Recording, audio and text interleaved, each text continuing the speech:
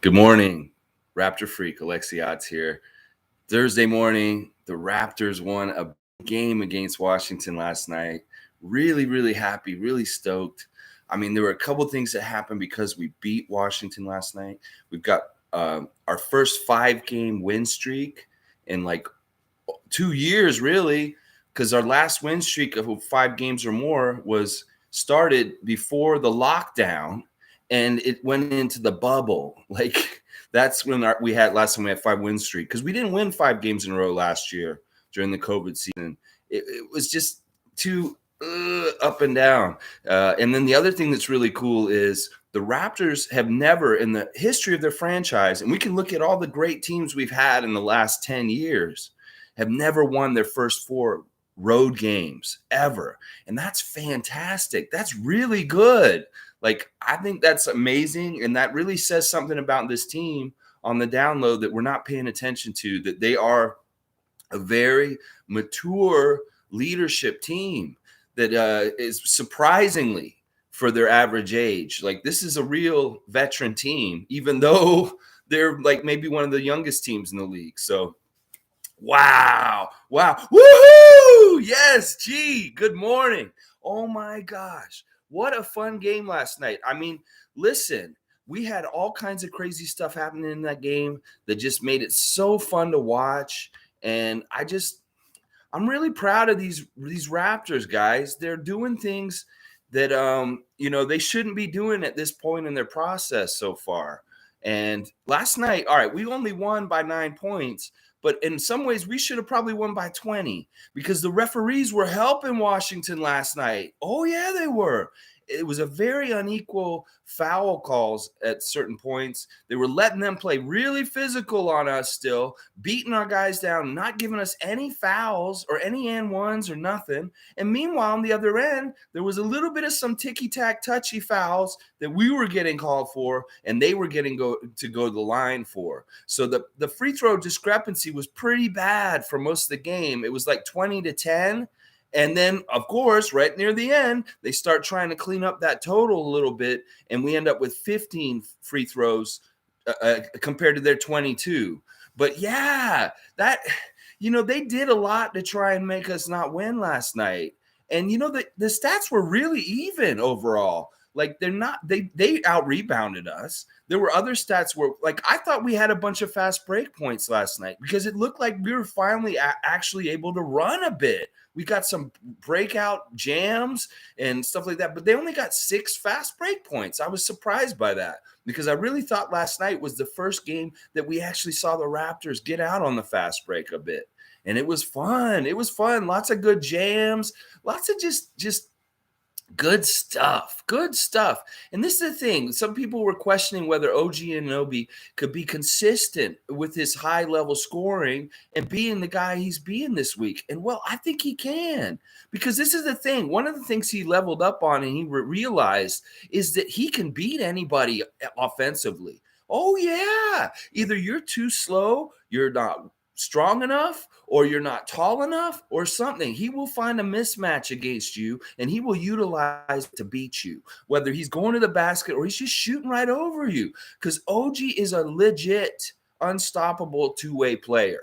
And every team's going to find that. And it's not going to get any easier when Pascal comes back or Scotty, because then we're going to have 3 of these guys that we can choose from to bring in. Or if we don't want, we can have one of them out on the court at all times, so there's no drop off, or 2 of them at the same time attacking you from both sides. You're not going to be able to guard us. Nobody's going to be able to guard us, because not only, look, we have OG, we have Scotty, we have Pascal, all showing unstoppable multi-level offensive players where they hit threes, drive, can hit mid-range, can do all that. Then you know what? We saw a little bit of something from one of our centers last night that could really foretell the future, that we haven't even dug into that little mine, that little gold mine yet. No. Kem Birch can be developed into an offensive player that can be pretty unstoppable also. The pick and rolls last night were really nasty with Fred Van Vleet. That synergy and that chemistry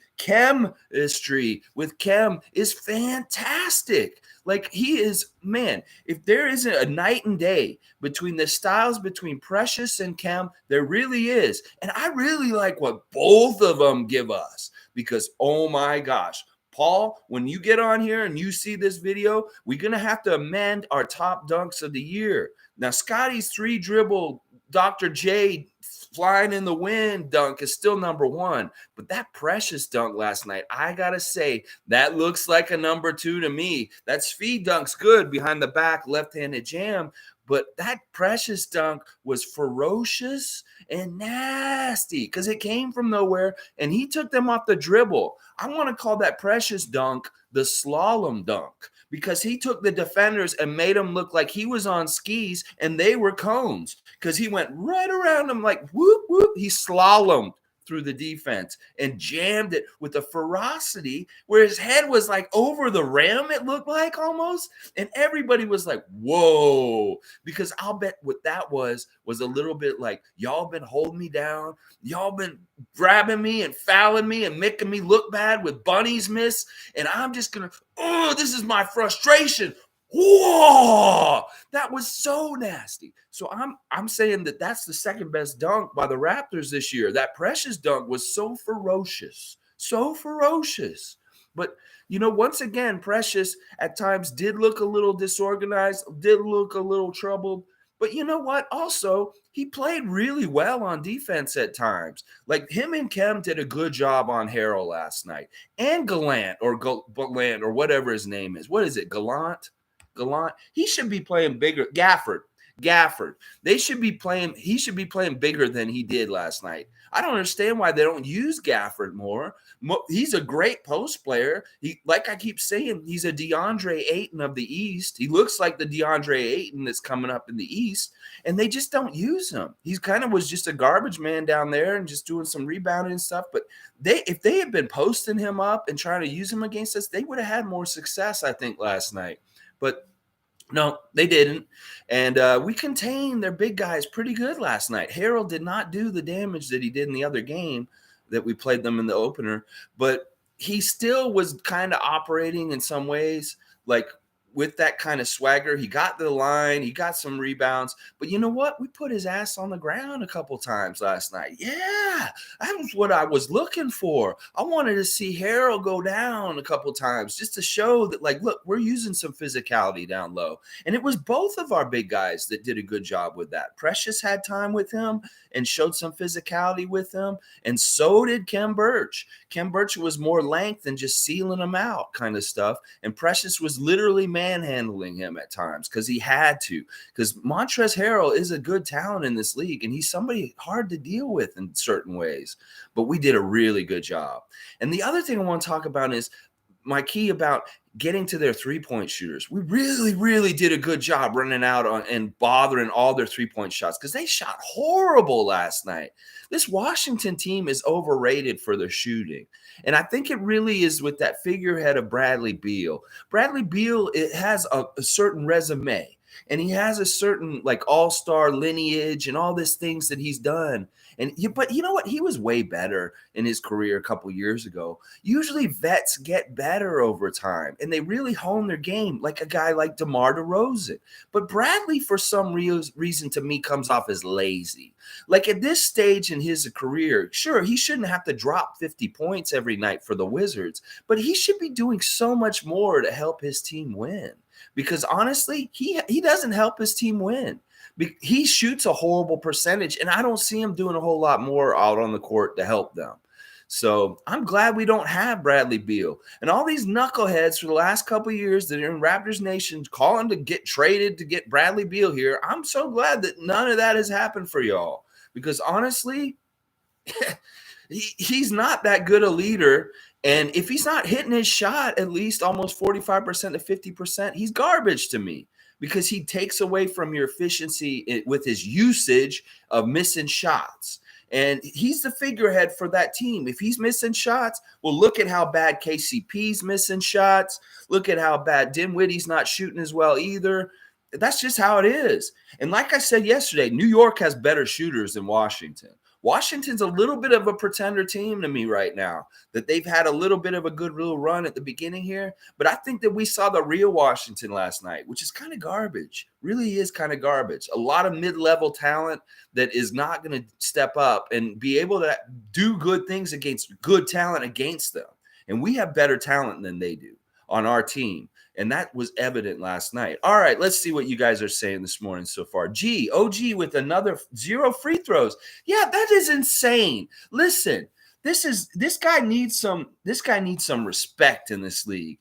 These referees need to understand that we have a dynamic offensive player that can do things like a Kawhi Leonard, like a LeBron James to a certain level. I'm not saying he's exactly at that level, but you know what? He's getting closer. He's getting much closer because he does great things at one end with the defense. He's done that his whole career, and now his offensive game is developing into a superstar level at the top.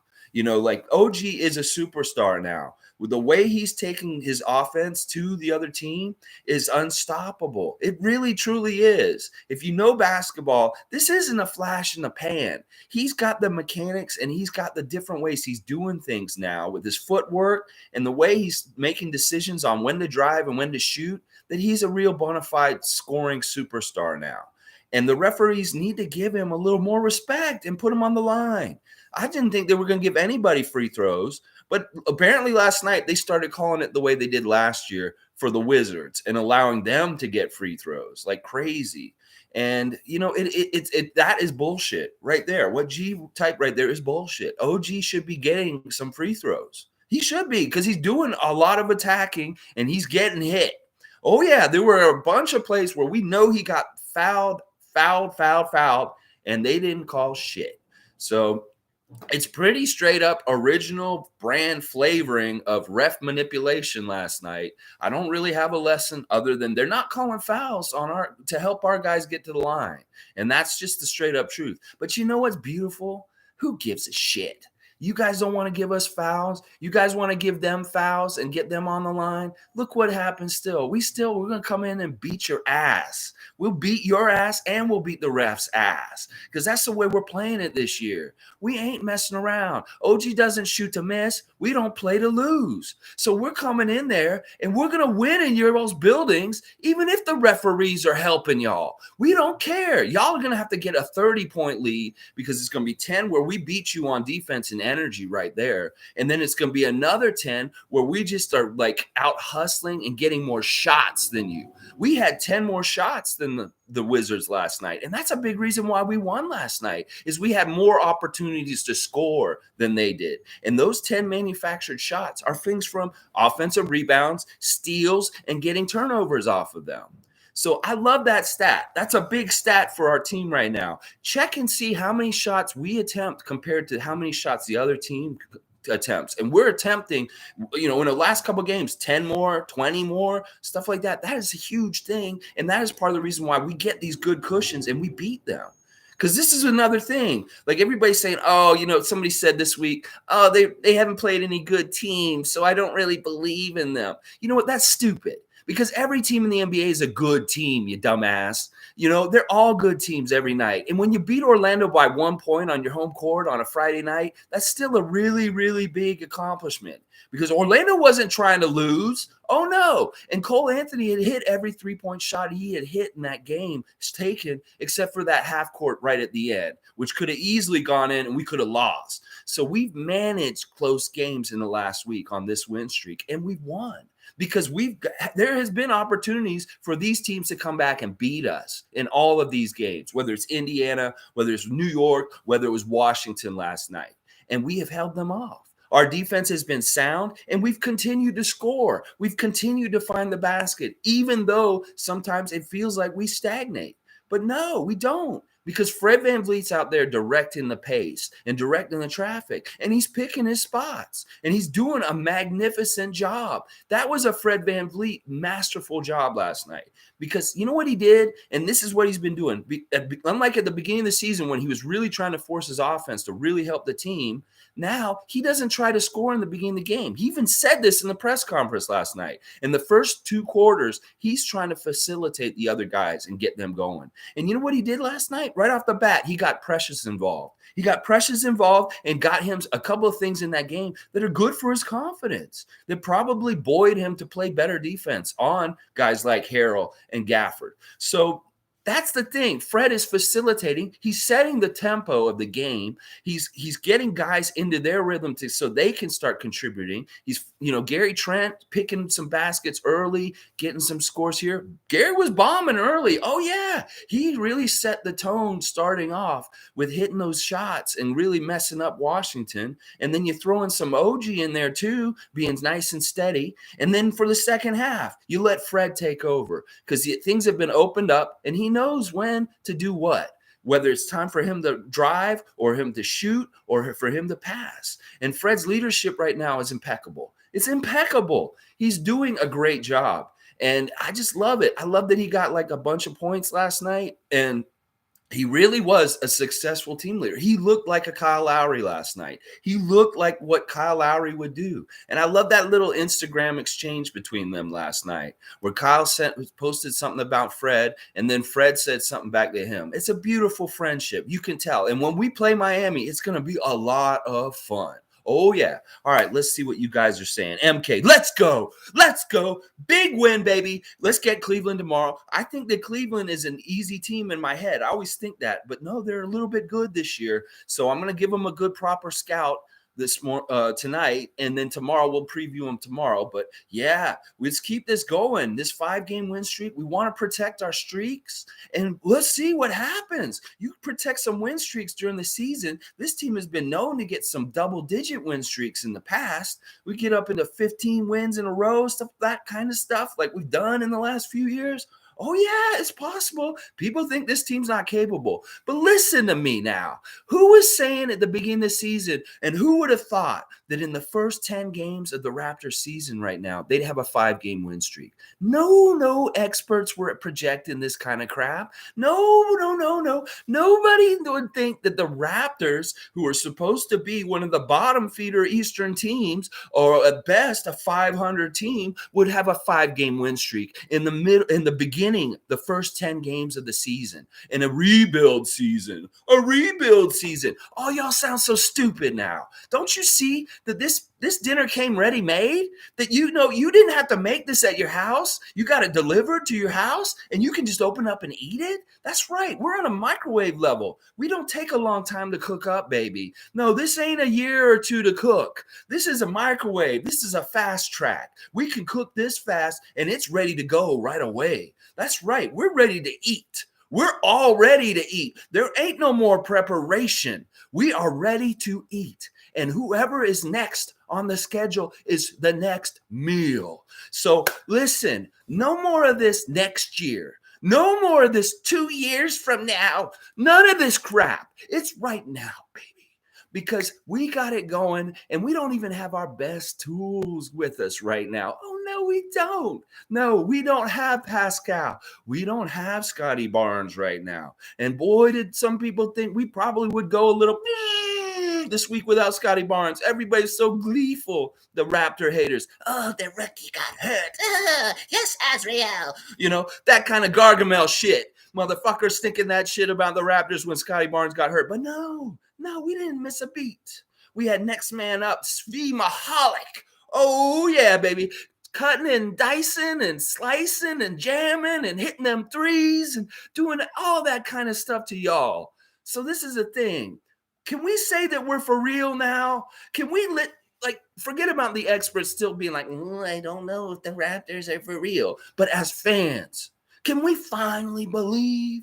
Let's believe. I know y'all do. Y'all, my fans, the people that are watching this, the real ones, the passionate ones, we knew this. It's just we need to get these other people that are kind of like, I don't know if this may be just right now. No.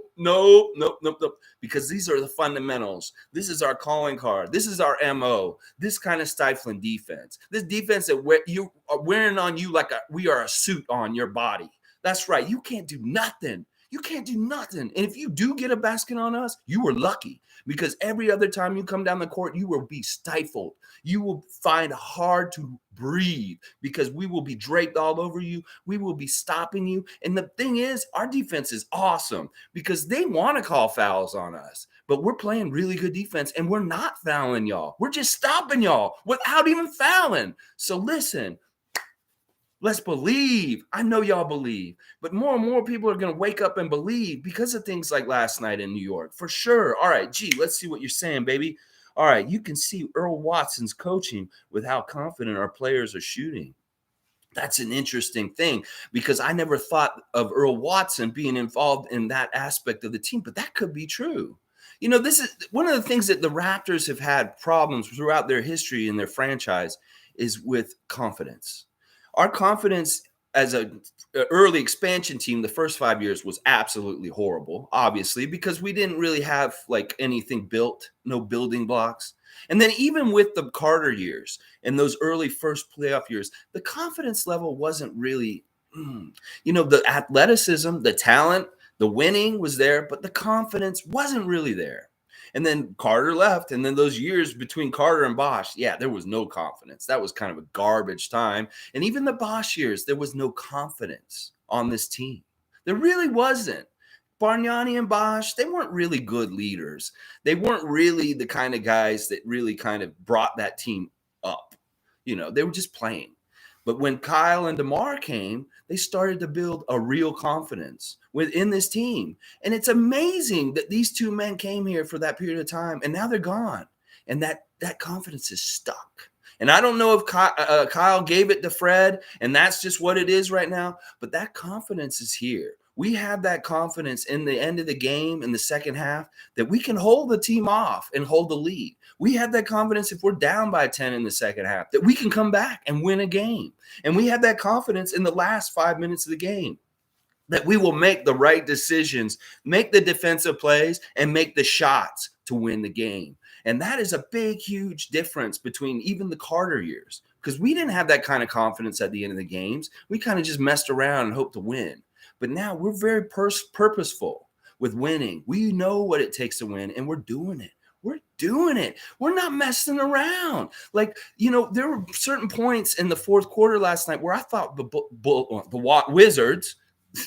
Wizards were going to start coming back on us and try and win the game. But we really held them off well. And we kept that cushion good, because if that cushion had shrunk just a little bit more in the fourth quarter, the refs would have done some dirty shit and helped them get that little bit of the way to get over us. But no, we kept the cushion nice and fat, and they couldn't get over it. And that is beautiful, because that is what we got to do. These are the lessons we've learned as a franchise over the decades, and we're still doing it the right way, and we're still getting there the right way. I love it. I love it. But Earl Watson, we've seen it with Delano, the stuff he's doing with Delano. But you know what? I'm going to think more about what you're saying, G, because Earl Watson has a certain swagger to him as an NBA player and who he was. And that may very well be that he has a certain level of confidence that is rubbing off on the other guys too. I just love him as an addition. I can tell that he really enjoys sitting next to Nick and hearing what he's saying, because he's at school. Earl Watson's at school. He's at graduate school. He's in there with Dean, Coach, Teacher a teacher nurse, and he's getting really high level education, and he's soaking it up. And Earl Watson could end up being a very interesting part of the Nick Nurse coaching tree in the future. He is somebody that will get a head coaching job at some point and find a lot of success, especially if one of his mentors is Nick Nurse. So yeah, I love Earl Watson. He's great. All right, let's see. G, Montrez had 10 free throws. OG had 0. Yeah, there's nothing different going on there. There's not different levels of slapping arms on either side. There's not, if Montrez gets to go to the line, why doesn't OG?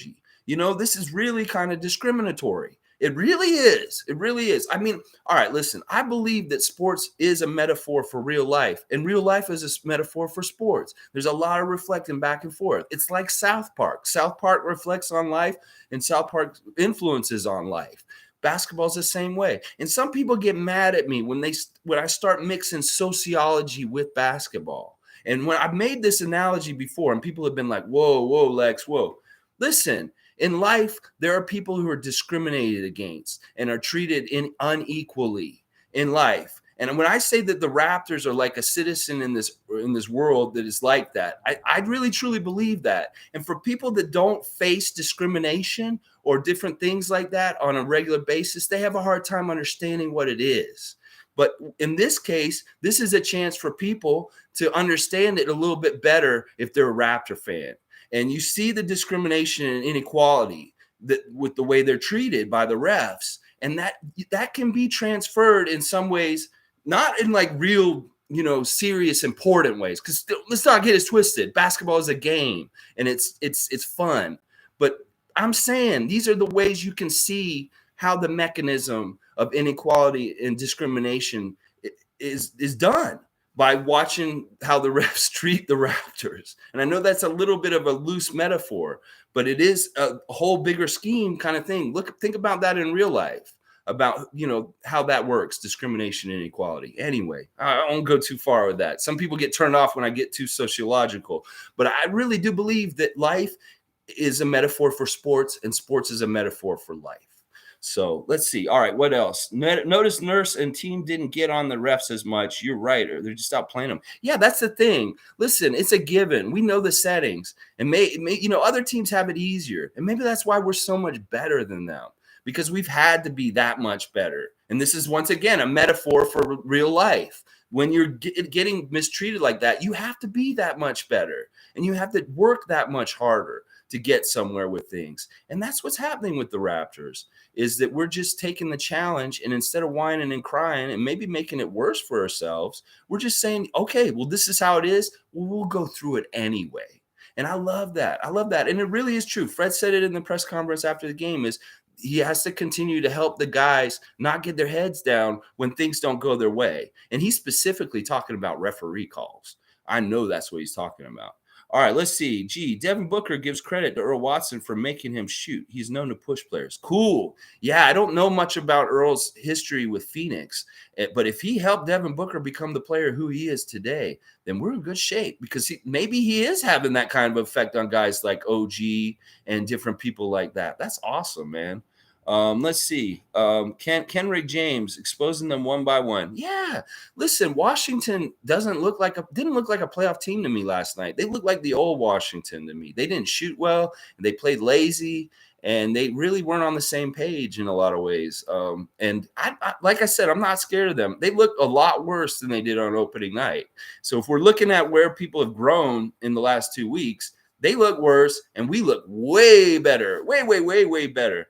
Family, I don't know what you said. I don't know if it's like auto like editing or like censoring if some people are cussing or something. I don't know if I have some settings on here. I want to see all the messages. I love to see what you said, but I don't know what it says. It's been retracted. Paul B. All right, there's Paul. Yes, good morning, Paul. Let's freaking go. Defense wins. That's right, Paul. That is right. I said something to you earlier on the stream before you got on here. It was something about something we said yesterday. I don't remember right now off the top of my head. And Darren, good morning, Darren. Yes, the Zards. The Zards. It's such a weird nickname. The Zards. Crushed by Fred Van Vleet. Oh, yeah. Fred. Look at where you've come to, my friend. Wow. Really understanding, picking your spots and getting your friends all set up and getting good shots and just controlling the game. And people are like worried, where are we going to get scored? Who's going to score for them?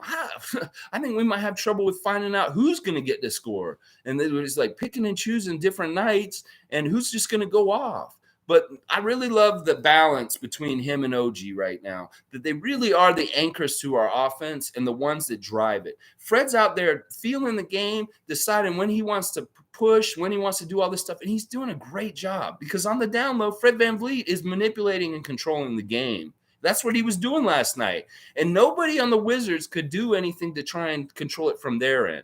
Now, I got a little more half court near the end of the game, but that's just the natural way games kind of end sometimes, as it becomes more half court, because we were able to push it way more earlier. But we did really good in the half court, and that was something we were really bad at the beginning of the season. So that's really good. We're improving fast. Like we're on the fast track. This isn't like I said earlier, this isn't a meal that you got to prepare. It's not Thanksgiving where you got to spend all day cooking a turkey for 10 hours. This meal is already made. We might have got it on Foodora or something, or DoorDash. Got it straight to us because this meal is open and we're ready to go. This isn't a team that's rebuilding, y'all. This isn't a team that has to learn all this stuff again. This team can do it all over again. And that's why I think we can win a championship this year. I mean, seriously, we got to believe as a fan nation.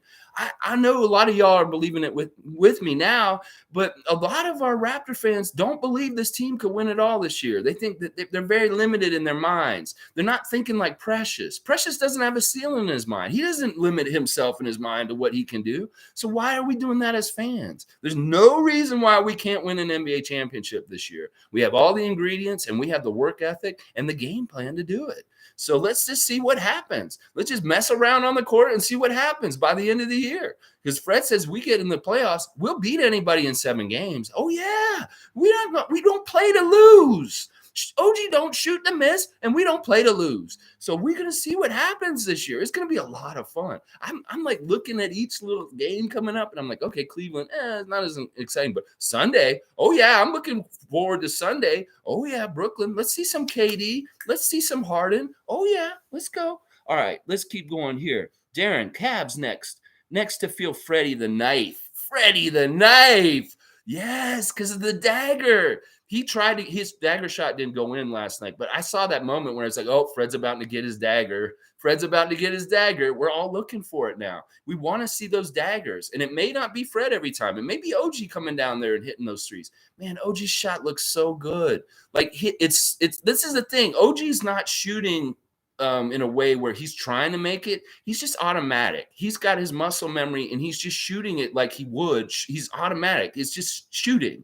Like some guys kind of have a little bit of, and I would say he's perfect. His shooting is perfect. His form is perfect. That's why he makes it so nasty, like right through a laser, because his mechanics and his shooting form is perfect for what he's doing. And he knows that he can be blindfolded. He'll make that shot. He's shooting like Klay Thompson.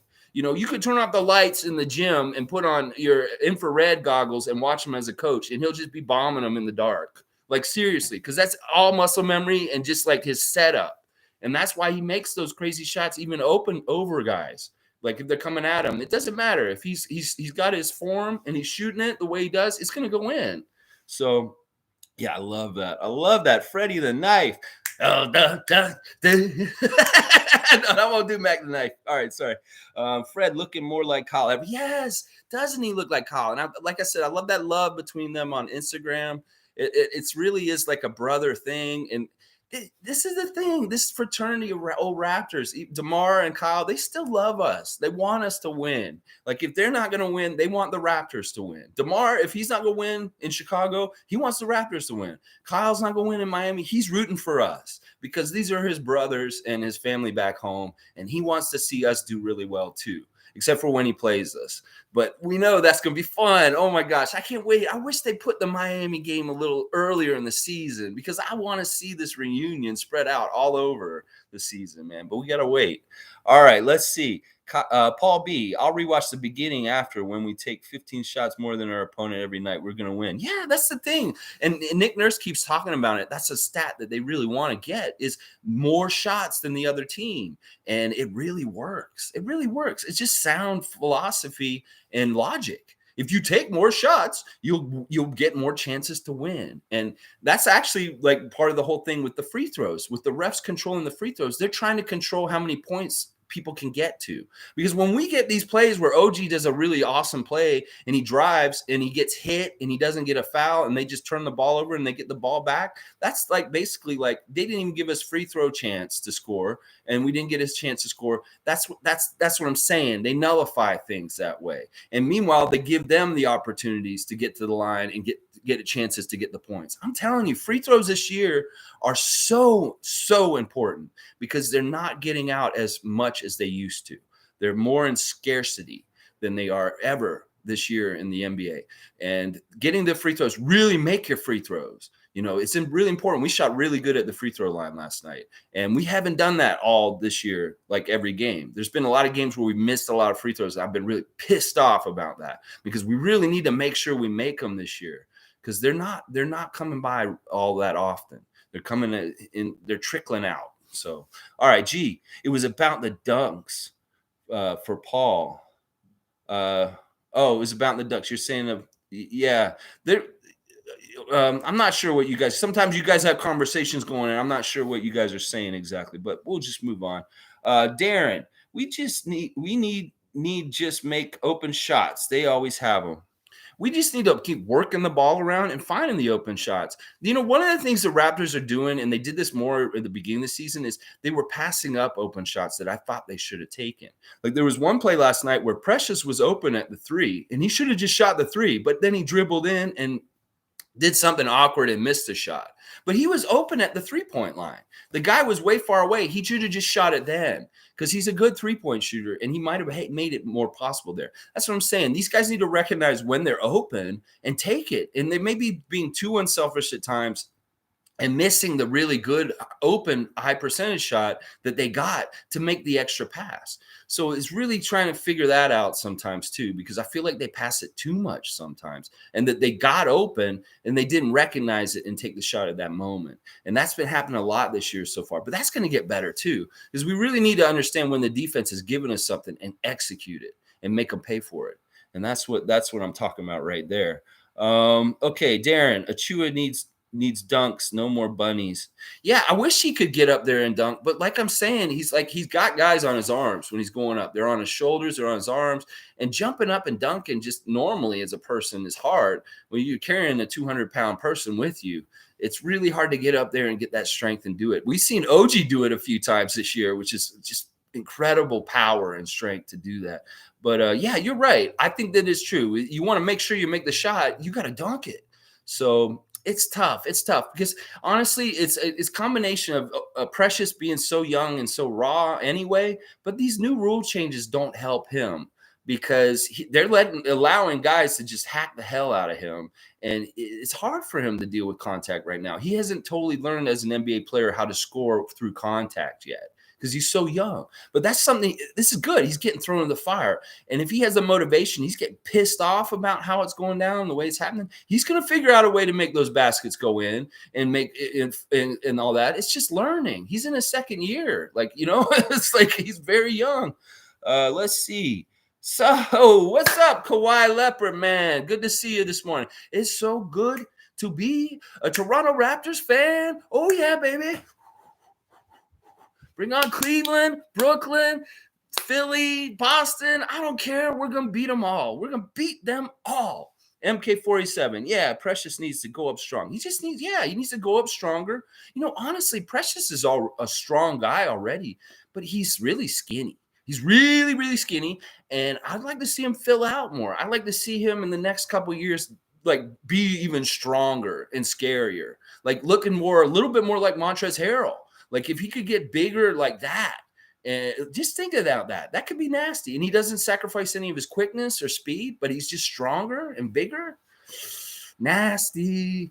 All right, let's see. Darren, Brooklyn is the real test. Can't wait for that game. Yeah, it's going to be fun. It's going to be so much fun. I think Kevin Durant is used to operating how he wants to just because of his all-around talent with his height and his quickness and stuff. But we actually have some guys who can kind of keep up with him with some length and stuff like that. I know OG loves guarding Kevin Durant. And, man, it'd be nice to see if Scotty Barnes is back for Sunday, because it'd be real nice to see if Scotty Barnes could keep up with Kevin Durant and maybe mess up his game a little bit. But that's the thing. I really want to see Kevin Durant get really frustrated on Sunday and be like, oh, man, I thought the Raptors were going to be easy this year. Everybody told me that on the NBA TV. Why aren't the Raptors easy? Oh, my gosh. That'd be awesome. The topic for Paul was about Precious having the second best dunk, and you had that was the topic for Paul. That's right. That's what I was talking about earlier, Paul. You know how we were ranking the dunks? And you had your ranking's really good, but I want to amend it. Can we bump Steve down to the third spot and put that Precious dunk at number 2 under Scotty's 3 dribble dunk? Yeah, that's what I was saying. Thanks, G. Thanks for clarifying it. There's so much on here, trying to figure it out. Chua just needs a muscle through. He is strong. Yes, Darren. That precious dunk was something else. It was ferocious. It was a ferocity. It was kind of like one of these things, like when you're having a really bad day at work and you can't say anything. You just got to be professional and be at work. And you get out of work and you're immediately out of your work. You go, ah! You go like that. Because the dude was so frustrated with like getting hit and not getting any foul calls and not making the shots that he was like, this is my outlet. It's like, it was nasty. And like I said, I called it the slalom dunk because he had two defenders between him. He had one there and one there, and he kind of curved through them like a skier would down a slope. He went and went around them, and that was so nasty. I love that dunk. The dunks this year are just amazing. Kawhi Leopard, what's up with Goran? Every time we got to talk about some Goran, everybody's like, this is the thing. I love this in some ways. It's like the NBA's like, oh, Goran's got to be your like second best player on your team. Looking at your roster going into the season, everybody's like overvalues Goran because of, like I said, his exposure with the Heat, his tenure with the Heat, all the stuff he did down there. Everybody just expects him. Well, somebody's like telling me, well, he has to be at least the first guy off the bench if he's not going to start. I'm like, no. What do you listen? Like at this point, our team is like an NBA team, and Goran might as well be like a high school level guy on this team in some ways. No, I'm serious. Like even Svi does so much more for this team than Goran does. Like half the stuff Svi does, Goran ain't going to do for us. And it really is just at this point, Goran is a player coach. He's a player coach, or maybe just a player mentor, kind of thing. And, Scotty's not played the last couple games, and he sat next to Goran the whole game on the bench. And they're both on the bench, and they're watching the game together. And, Goran can just sit there, and it's like watching a director's cut DVD. He's like giving you commentary as the game goes on. He's like, and I'm sure Scotty's learning a lot just from that. If he's not going to be out there playing because of his thumb, sitting next to Goran on the bench is really good. But this is the thing. Goran is the professional, and he is here to do whatever we ask of him. And if we don't ask of him anything, he's fine with it. Because honestly, I keep saying this, guys. The only people that are like, why isn't Goran playing? Why isn't Goran playing? A lot of that comes from like the NBA media in the States. Because they just expect, well, he's one of our guys and he should have been playing for you. You guys are a bad team. You need him. But no, we don't need him. And we don't owe him anything. We owe him $19 million. That's it. And he's going to get that. But he isn't owed anything else. And Nick Nurse is smart. He knows he has a little bit of a card up his sleeve just in case he needs a veteran guy for some such situational purposes. But honestly, I don't think he should be in our rotation. He drags us down. Our plus minus is as soon as he comes in. And he's not contributing anything if he doesn't make shots. Like he has to make shots, basically, or he's useless. Because if he doesn't make shots, it's just a black hole. It's a black hole. He's losing balls. He's missing shots. It's worthless. It's not efficient. And I think he's smart enough to realize that he's at that Steve Nash point in his career. Like Steve Nash, later in his career, didn't get to play as much, and he had to mentor more. And that's just what it is. It may be that he goes to Dallas next year and he gets regular rotation time with Luka because they enjoy playing with each other and stuff like that. But this year he may not get to play. And I still think that Goran Dragic is bought in partly because he understands this team could win a championship this year, and he doesn't want to mess that up. So he will do exactly what we tell him to do. And if it's not to play, he will do it. And he doesn't have a problem. There's no issue here. It's only people that are making things an issue are the people that are like, well, why isn't he playing? Why? It really isn't a problem. There's no issue between him and Nick Nurse. He doesn't have a problem with what's happening. And the team obviously is not having a problem with what's happening because we're winning. So Nick Nurse is going to go with what wins. And that's just smart coaching. And Goran is not winning. So it's exactly what Paul just said there. 5-0 without Goran and 2-0 without Scotty. Yeah. And all right, let's see. Delano, Barnes, OG, all over KD. Yeah. Oh, I just want to see how frustrated they get as you get past one of our guys. And then the next guy is just as tall and quick. That's the thing. This is part of the reason why our guys can gamble so much with the steals is they know our guys behind them are going to catch the slack. There's no way, like you can gamble and get those steals, Gary Trent, because you know that there's a couple of guys behind that will recover and help you. help you get back and recover afterwards. So your mistake won't cost a basket. So they can really, really, really be aggressive and try for those steals because people have their backs and they trust each other. And that's not the case on all NBA teams. You can't get that level of trust between teammates on every team because there's going to be certain ego guys that just don't trust certain other guys that may be playing behind them on help defense. And they won't be as aggressive on trying to steal the ball. That's a real secret to one of the things with us is the talent is so good all around with catching up and help, and that you can be aggressive and go for those steals. All right, let's see. Without Goran 2-0. Yeah, I said that. Who Kawhi? Okay, Paul B.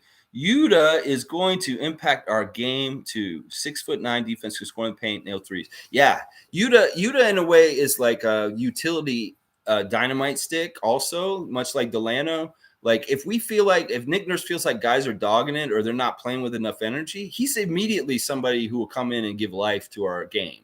Whether it's just cutting and just moving around on offense or just being aggressive to loose balls and rebounds and just all that kind of stuff. Yuta's the kind of guy you love to have around because he's infectious with his energy and trying to run around. We haven't even used him yet this year. He may be our most energetic kind of guy out there on the court in some ways. And we're just going to get more like that. That's the thing. We're just going to get more of what we already have and we're really good at and get better and better. And that's why in some ways I don't want to make a trade this year, guys. I know that maybe near in the trade deadline, it may be smart to get a big pivot if we're going to really make a real championship run, and I'd be okay with it. But I really love this group. I don't want to see anybody on this team go anywhere because I really feel like this is the right combination and chemistry and mix of personalities that, even trading one of them and getting a big guy later may be risky. But I think we could do it with this team, with this squad, just the way it is. We could get the championship. But if, Bobby Webster figures something out good where we can get a real center, like a Marc Gasol trade or the Serge Ibaka trade for Terrence Ross midseason, and it really puts us in a category to contend for the championship, I'll be okay with that too. But, I really like this team, and I think we can do it with what we've got already. So let's see. All right. Darren, 6-3 without Kyle. Well, what about the record we had from the years before without Kyle? You got to add that in too. Kene, Goran is our practice squad point guard and teaches the kids in practice. Yeah, that's a good role for him. And, he's just, Fred's being that stern guy on the team and like kind of keeping them in track. Maybe Goran can be the fun leader dad. Like he's like, oh, guys, you were so funny, Scotty. Ha, ha, ha, stuff like that. But Fred's over there being just to keep it light. Goran can be the nice guy, the good cop, and Fred can be the bad cop. I saw Goran cheering them on the bench. He's being professional. Yeah, he's not going to take away. He's not sulking. He's not wondering what's going on. The open communication between Nick Nurse and Goran is very good. They talk every day. There's none of this like we don't talk to our people. We don't let them know what's going on. We're just going to give them the cold shoulder and put them on the bench. No, they talked about this with him and told him what was going to happen. And Goran was very good about it. I'll bet you that Nick Nurse talks to Goran all the time about wanting his advice, and he respects his insight and what they're doing and stuff. So I'll bet Goran feels a lot more involved in things than it would look because he's not playing. He probably feels way more involved than we can perceive because of the conversations he has with Nick Nurse about coaching and the style of what they're doing. And maybe he just wants to get advice or listen to him about what he thinks about things, or just the general palling around and funness between teammates. Goran's a part of that, and he's really probably enjoying it because it is a fun group. And, it's got to make him feel young at 35 to be best buddies with a 20-year-old kid who's just acting like a kid. And, it probably rubs off on him, makes him feel a little more enthusiastic and love the game, even though he's not playing. He sees it through Scotty's eyes a little bit, and you fall in love all over again with basketball when you have somebody like Scotty with that enthusiasm for the game around you. So let's see. 15-0 to start without Lowry after the chip. I'm not worried. Yeah, that's what I'm saying. Lowry's great. And honestly, it's really cool, the stuff that's happening with him in Miami. And I want them to do well. I don't want them to beat us. And if they won the championship, it's like, I'd rather Chicago and DeMar win than Kyle and Miami, because Miami's already got a few championships. Kyle's got a championship. Who cares? But Chicago and DeMar, I want DeMar to win. because he hasn't got one yet. But yeah, I still root for Kyle on the down low, of course. But there are things about that Miami team that I don't like, and I have a hard time rooting for Miami, but I will root for Kyle individually. Okay, Goran, who? Yeah, never heard of him. I like Goran a lot just for the fact that he's accepted this and he's doing it the right way. He's being a professional. He's setting an example for all NBA players in this league of how to gracefully accept things as they come in the league. And, he has to put his money where his mouth is. If he's going to tell Malachi, you need to sit on the bench and just be ready to have your number called at any minute. You just have to continually be ready. Well, he's got to do the same kind of thing.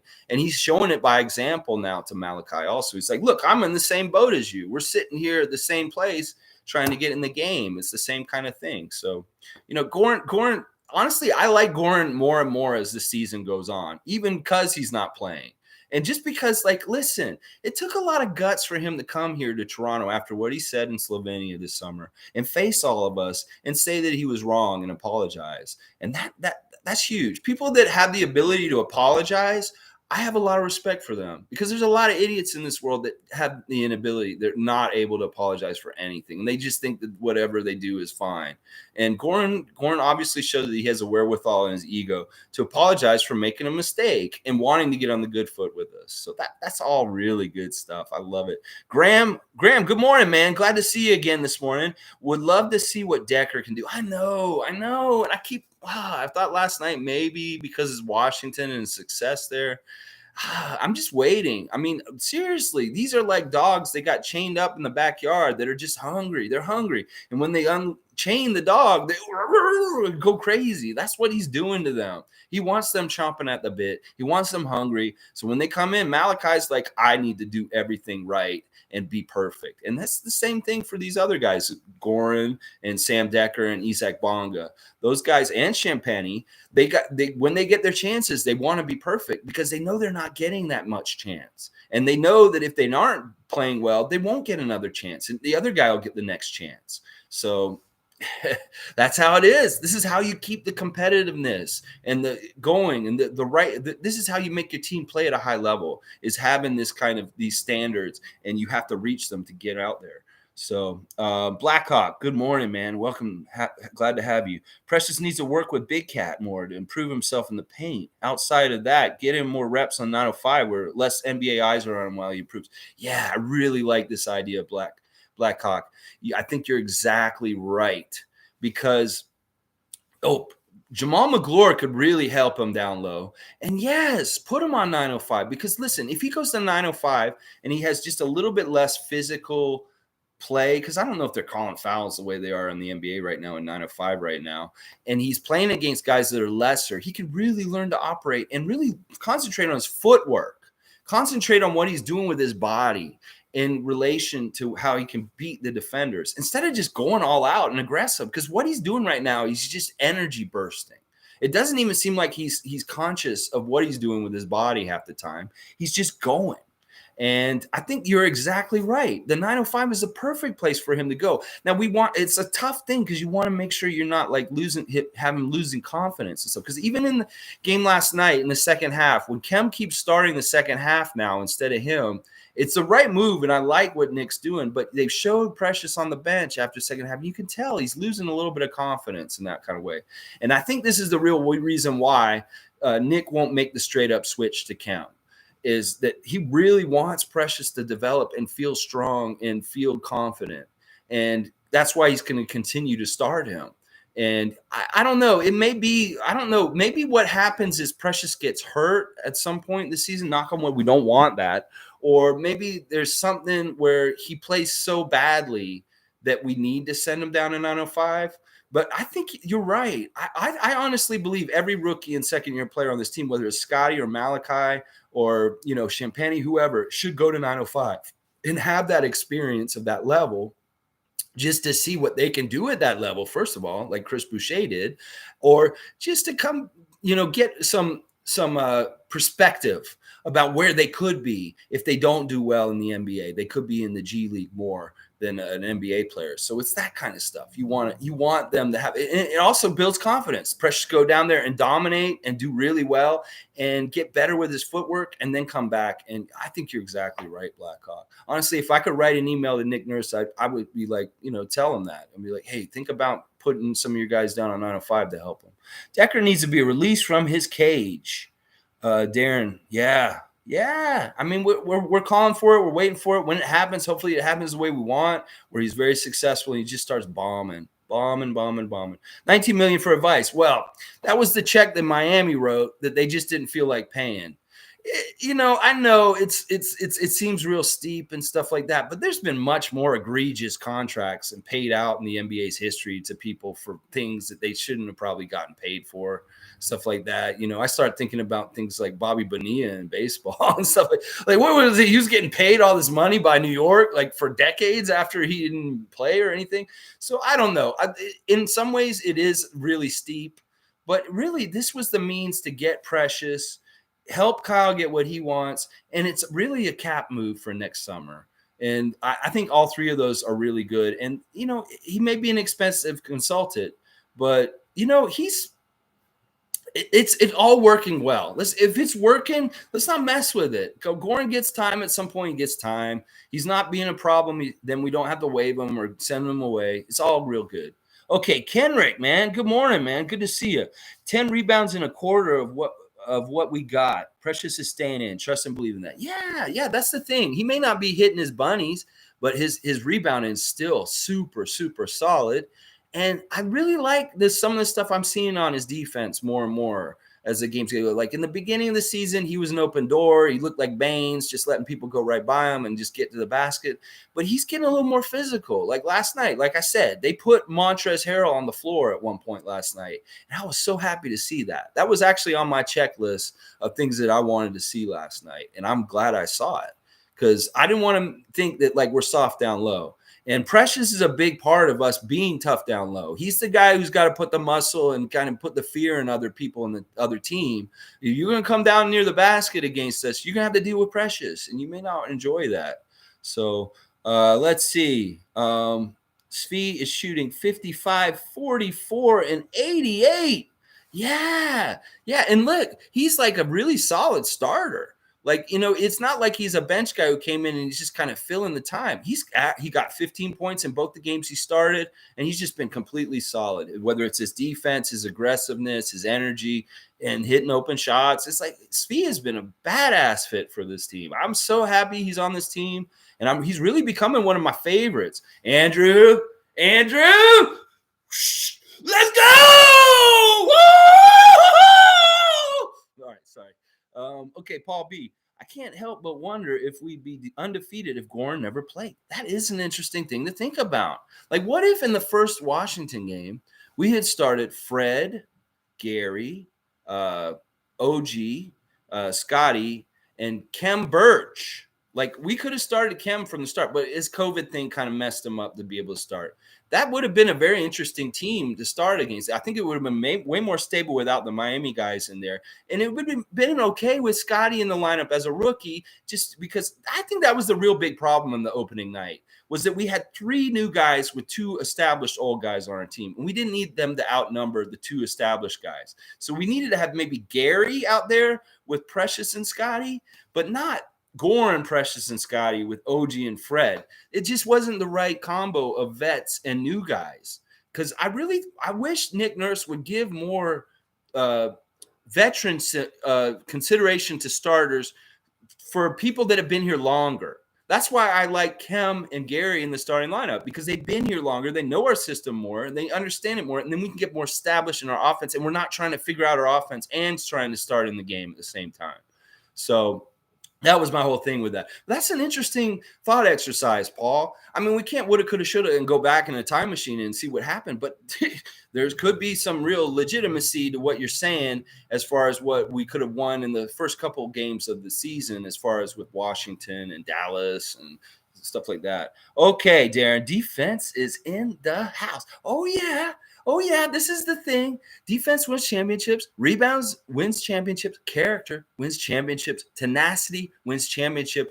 This is all the ingredients in our stew. And our stew has been cooking a lot longer than people think. It's ready to make, ready to eat. It's not still cooking on that stove for a couple of years or so. It's ready to eat right now. And they are eating. They are going to eat the other teams. Yep, like good dinosaurs. All right, Blackhawk, a little double duty won't hurt Precious. Yeah, that'd be fun. Let's see him get on that 905 highway, 905 to the 416. Do a little 905 game in the morning and come and play in the Raptors game at night. I love that. I love that we have that for our team. It's really good thing for our team organization.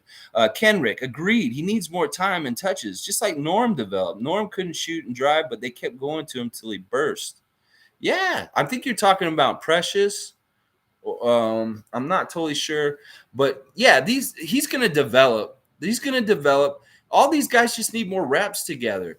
We're really seeing more and more good chemistry and more good rhythm passes between each other where they're setting the shooter up to make it. You know, Malachi had that really nice one last night to I forget who it was. It was either Svi or Gary or Chris or somebody, but Malachi made a really nice assist. And you know, these are the things that we're going to get better and better as the year goes on. If teams are having trouble beating us with the help of the refs and everything, like last night, if teams are having that trouble now, just wait till we get really, really serious and we get all our guys back. This is not an easy team to beat. We're going to be nasty all year round. And like the rest of the league is really worried about us, and they should be on the down low. They don't want to talk about us, but they're really worried about us. I'm serious. This NBA is not.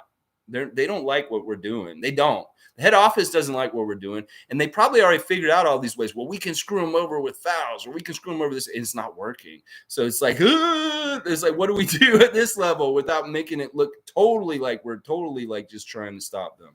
You know, the NBA head office. That's what I'm thinking, guys, is like they thought that maybe some of these things with the rules and different things would hurt different teams and kind of hold them down. And maybe our team was one of them. They thought they could manipulate that way, but it's not working out that way. No, we're overcoming it all. Throw it all at us. We'll beat it all.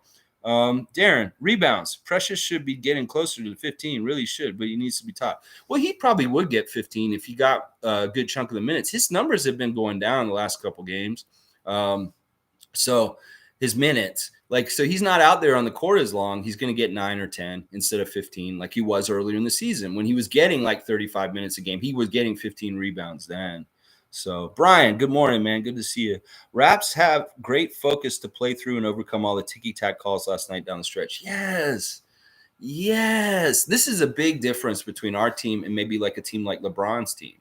LeBron and the Lakers wouldn't be able to handle the way the refs treat the Raptors. If they were treating the Lakers like that, they would be whining and crying. And after every play, they would be like, our guys just eat it and shut up and go to the next play and just keep playing. That's how we're trained at this point. There's other players in the team. Other teams in the league that flip out when the refs treat their team like the way they treat the Raptors.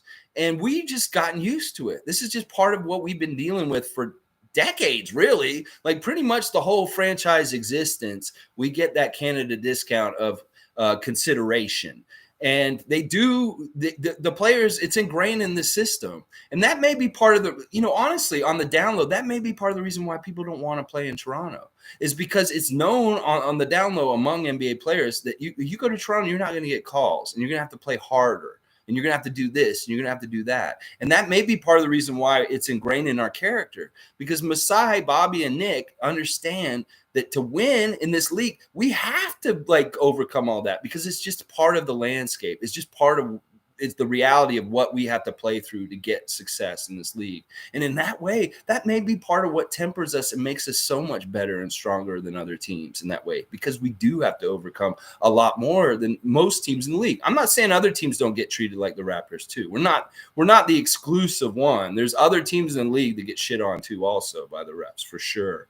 But yeah, some of the big teams don't. And when they do get treated like that, we see little whiny temper tantrums. Bradley Beal, oh my gosh, what did you? It's a foul. Crap like that. Anyway, Yeah, all right, Blackhawk. Goran is benefiting from being on the bench as he's getting his body right at this time in practice. Maybe he didn't get enough pickup games and can use the stay ready training. Goran's going to do what he's going to do. He's going to get some time at some point. We're going to see him in spot duty at some point. He's going to do something for his team that's going to be very valuable and great for this team. I can see it. I predict it. But I don't want him to be a regular rotation guy. I love what we're doing right now. If it ain't broke, don't fix it. Let's just keep going with what's working.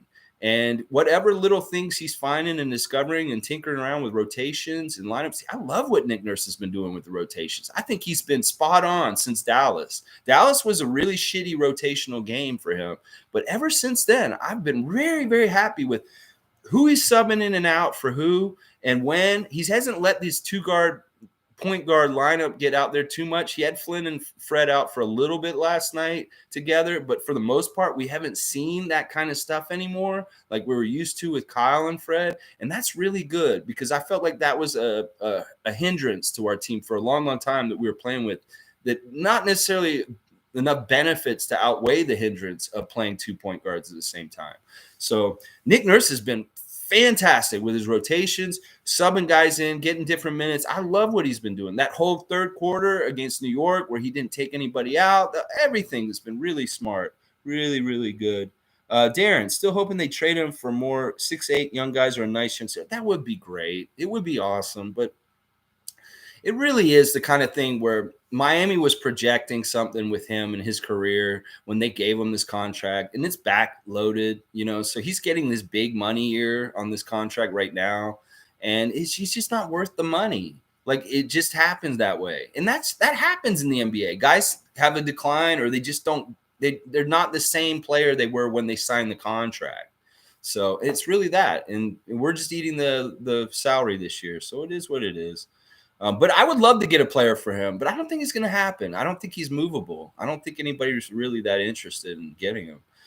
So how about the Cavs? Tough, close game, or we bust open and beat them by 15. I'd love to see us rout the Cavs tomorrow.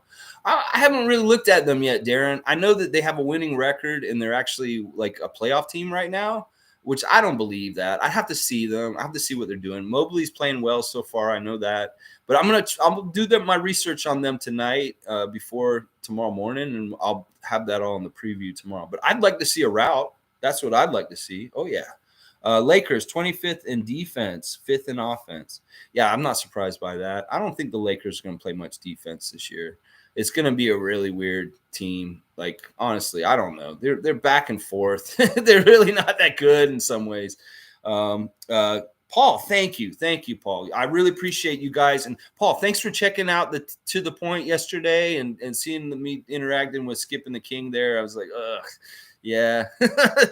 Andrew, Scotty going to be back. I really hope Scotty's back for Brooklyn. That would be fantastic. He should be back. Well, I don't listen. All right, this is what he's doing. Tomorrow they're back. They came back last night. So today he's at the doctor getting his hand looked at again, his thumb. So they're doing a lot of like really close x-rays. They're going to see if there's anything really wrong with his hand too much. And going off of that will be whether he plays tomorrow night or Sunday. It may be that he still sits tomorrow night and plays Sunday, or he may just come back and play against Cleveland tomorrow night. That's what I'm hoping. But different people are saying different things. Some people are saying it's going to be 2 weeks for Scotty. Somebody was saying if it's like a real serious medical problem, it could be 2 months. I don't want to hear any of that. I want to hear that he went to a doctor today. They looked at it. It looks great. He can play tomorrow. That's what I want to hear. So he's going to the doctor today. We'll see what they say. Let's see. Graham, great to see OG power through all the contact and no calls. Yeah, this is the thing. They get tempered in fire. Thrown to the fire because the refs ain't going to give them nothing. And, they got to keep going. They got to just keep trying to play through it because whining and crying about it like LeBron James or Bradley Beal ain't going to get you nothing. So I love our guys for that. And that's what I'm saying. Once again, the metaphor for sports and for life, people get mistreated and people get treated unequally. And sometimes they suffer and deal with it without calling out it or talking about it. And that's what I'm saying about this. There's parallels to the NBA and to real life. And, you can learn things about real life from seeing the parallels in basketball. All right, one more. I'll wait for the team to let me know if I need to worry. Yeah, let's not get ahead of ourselves. We can speculate and all this kind of stuff. Let's think positive power. I'm thinking about Scotty's hand right now in my head. I'm like, ooh, healing, ooh, doing some wizardry since we stole it from the Wizards. Darren, Dram Thumb, no joke, soft tissue tendons, better safe to rest and MRI. Yeah, especially since it's so early in his career and we don't want to mess him up and this is a long-term thing. It's like it's great. We've seen our beginning of our rookie's career, but we don't want to mess them up long-term just for a short-term rush back. So I'd much rather them take their time with him than rush him back and possibly make things worse. So yeah, definitely. Paul B, is your camera okay? There's a glitch across the screen at times. You know what? I'm not gonna lie. I have the cheapest internet in the world, so it may be that my internet's just really bad. But anyway, I'm at hour and 10. What a great win against the Wizards last night. We got our revenge for opening night. It's fantastic. I'm really proud of the Raptors. I'm proud of Fred. I'm proud of Nick. I'm just proud of the way we're handling ourselves and we're taking care of business. And we're not listening to any of the hype or any of the bullshit that different people are saying around the NBA or even our own fans. We're just going right ahead, taking them one by one and just executing and dealing damage and taking teams down. And I love it. I love this kind of stuff. And I want to see this team get 6-game winning streak, 7-game winning streak, 8-game winning streak. Just keep going, baby. Let's go. All right.